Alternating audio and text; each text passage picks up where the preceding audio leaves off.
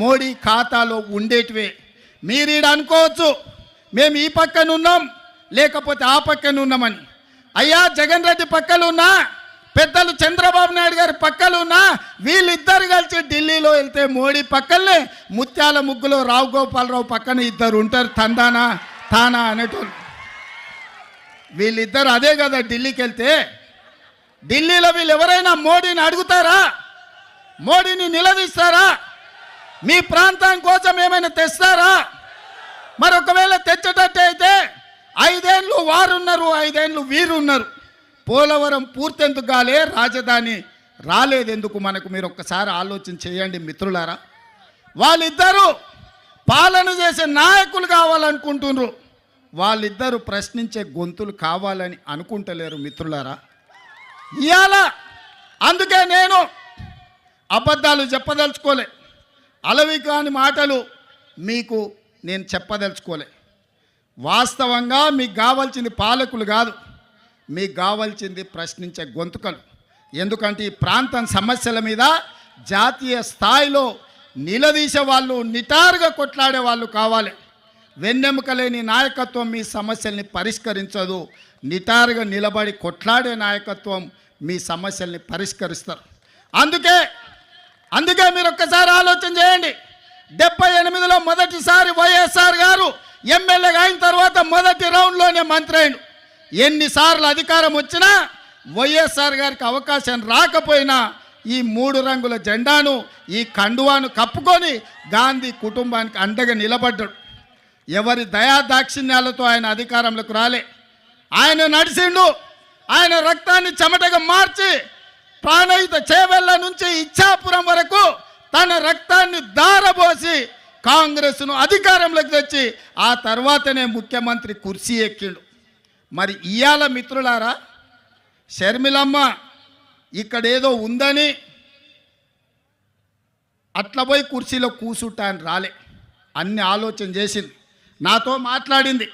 అన్నా నేను అక్కడికి పోతున్నా, ఏం చేయాలి అంటే, ఎందుకమ్మా ఆడ ఏం లేదు కదా అన్న. ప్రజలు కష్టాలలో ఉన్నారు. ఇక నేను నిర్ణయించుకున్నా, వైఎస్ఆర్ మా నాన్నగారి ఆశయ సాధన కోసం ఈరోజు ఆంధ్రప్రదేశ్ ప్రజలు కష్టాలలో ఉన్నారు. వాళ్ళకు అండగా నిలబడడానికి నాకు వయసు ఉంది, ఓపిక ఉంది, వాళ్ళ కోసం కొట్లాడే శక్తి ఉంది. నేను మళ్ళా వెనక్కి వెళ్తున్నా. వైఎస్ఆర్ బిడ్డగా, ఆయన రాజకీయ వారసురాలుగా ఎక్కడైతే పోగొట్టుకున్నామో అక్కడనే మొదలు పెడతాం.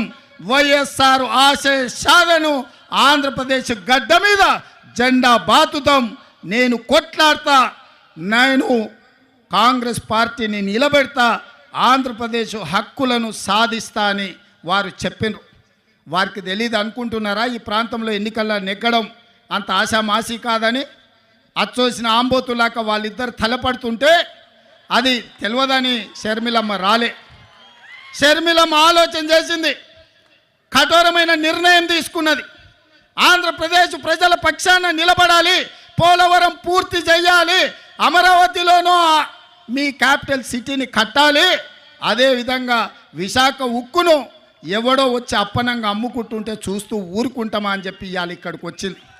ఆనాడు లక్షలాది మంది రోడ్లెక్కి ప్రాణ త్యాగాలు చేసి 32 మంది ఆత్మ బలిదానాలతో విశాఖ ఉక్కు ఆంధ్రుల హక్కుగా ఈ సంస్థ ఏర్పడితే అదానీ అంబానీలకు, అదానీ గారి కోసం ప్రధాని గారు తెగ నమ్ముతుంటే వీళ్ళెవరు ప్రశ్నించే పరిస్థితి లేదు.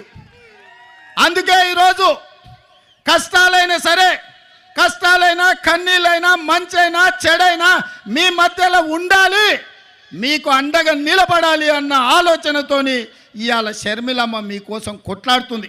రాజకీయ ప్రయోజనం ఆశించో, అప్పనంగా అధికారం వస్తుందనో ఇవాళ షర్మిలమ్మ కొట్లాడతలేదు. కష్టమైనా సరే ఇప్పుడు ప్రశ్నించే గొంతుగా ఉండాలి, ప్రజల పక్షాన నిలబడాలి అని ఆంధ్రప్రదేశ్ ప్రజల కోసం అండగా నిలబడడానికి షర్మిలమ్మ వచ్చింది. ఇవాళ కొంతమంది మాట్లాడుతున్నారు, రాజశేఖర రెడ్డి గారికి షర్మిలమ్మకు ఎట్లా ఆయన వారసత్వాన్ని క్లెయిమ్ చేస్తుందని. నేను ఆ సోయిలేని వాళ్ళని ఒక మాట అడగదలుచుకున్నా. రాజశేఖర రెడ్డి గారి చివరి కోరిక ఏందయ్యా? రాహుల్ గాంధీ గారిని ప్రధానమంత్రిని చెయ్యడమే చివరి కోరిక కింద మాట్లాడి, కాంగ్రెస్ పార్టీని అధికారంలోకి తేవడమే తన లక్ష్యంగా, తన బాధ్యతగా వైఎస్ఆర్ గారు మాట ఇచ్చిండ్రు. ఆడ కేవీపీ రామచంద్రరావు గారు, రఘువీర్ అన్న ఉన్నాడు, ఆయనకు అత్యంత సన్నిహితులు. వారు చెప్పిందే రాహుల్ గాంధీ గారిని ప్రధానమంత్రిని చేయాలి, కాంగ్రెస్ పార్టీకి అత్యధికంగా సీట్లు తీసుకురావాలి. ఏ రోజు కూడా రాజశేఖర రెడ్డి గారు బీజేపీతో అంటగాగలే, బీజేపీ నీడని కూడా రాజశేఖర రెడ్డి గారి మీద పడనివ్వలే. ఏ రోజు కూడా ఆయన సెక్యులర్ ఫోర్సెస్కు వెనకాల నిలబడ్డాడు. ఏ రోజు కూడా కమ్యూనల్ ఫోర్సెస్తో అంటగాగలే. అధికారం ఉన్నా అధికారం లేకపోయినా, కేసులు పెట్టినా, జైల్లో పెట్టే పరిస్థితి వచ్చినా, ఒక ప్రజాస్వామికవాదిగా, ఒక సెక్యులర్ నాయకుడిగా వైఎస్ఆర్ నిలబడ్డాడు. మరి వైఎస్ఆర్ వారసులమని చెప్పుకునేటోళ్ళు ఇవాళ ఎవరి పక్కన నిలబడ్డారు, ఎవరి ఆశయం కోసం కొట్లాడుతున్నారని నేను అడుగుతున్నా. ఇదేనా వైఎస్ఆర్ వారసుడిగా మీరు చేసేది? మోడీకి అండగా నిలబడి సెక్యులర్ ఉన్న ఈ రాష్ట్రాన్ని ఒక కమ్యూనల్ చేతిలో పెట్టదలుచుకున్నారా? షర్మిలమ్మ అడిగినట్టుగా మణిపూర్లో లక్షలాది మంది నిరాశ్రయులై వేలాది మందిని చంపుతుంటే మోడీ ప్రభుత్వం ముష్కరులకు అండగా నిలబడితే ఒక్కసారైనా మీరు ప్రశ్నించినరా నేను అడుగుతున్నా. గోద్రాలో సంఘటనలు జరుగుతుంటే మోడీని ఆ రోజు వైఎస్ఆర్ గారు అడిగినరు, కడిగినరు. మరి ఆయన వారసులైతే మణిపూర్లో జరిగిన అరాచకం మీద మాట్లాడాలి కదా, ఎందుకు మాట్లాడలేదు మిత్రులారా? మీరా వైఎస్ఆర్ వారసులు? షర్మిలమ్మ పక్కన వైఎస్ఆర్ అని ఎట్లా పెట్టుకుంటుందని, వైఎస్ఆర్ అంటేనే వై షర్మిలారెడ్డి, ఆమె పేరే వైఎస్ఆర్. కొత్తగా వైఎస్ఆర్ పెట్టుకునేది ఏముందయ్యా? షర్మిలారెడ్డి అంటేనే వైఎస్ఆర్ అంటేనే షర్మిలమ్మ, అవతల షర్మిల అనాల్సిన పనే లేదు మిత్రులారా. వైఎస్ఆర్ అంటేనే షర్మిలమ్మ, నిజమైన వారసురాలు షర్మిలమ్మ. ఎందుకంటే రాహుల్ గాంధీ గారిని ప్రధానమంత్రిని చేయాలన్న ఆలోచన, కాంగ్రెస్ పార్టీని గెలిపించాలన్న ఆలోచన, ఆంధ్రప్రదేశ్ ప్రజలకు అండగా నిలబడి మీ కష్టాలు కన్నీళ్లు తూడవడానికి మీకోసం అవసరమైతే ఆనాడు చేవెళ్ళ నుంచి ఇచ్చాపురం వరకు రాజశేఖర రెడ్డి గారు ఏ విధంగా అయితే పాదయాత్ర చేసిండో 94 నుంచి 2004 వరకు 10 సంవత్సరాలు ఆయన ప్రతి నిమిషం ప్రతి క్షణం ప్రజల కోసం కొట్లాడి 99 ప్రతిపక్ష పాత్ర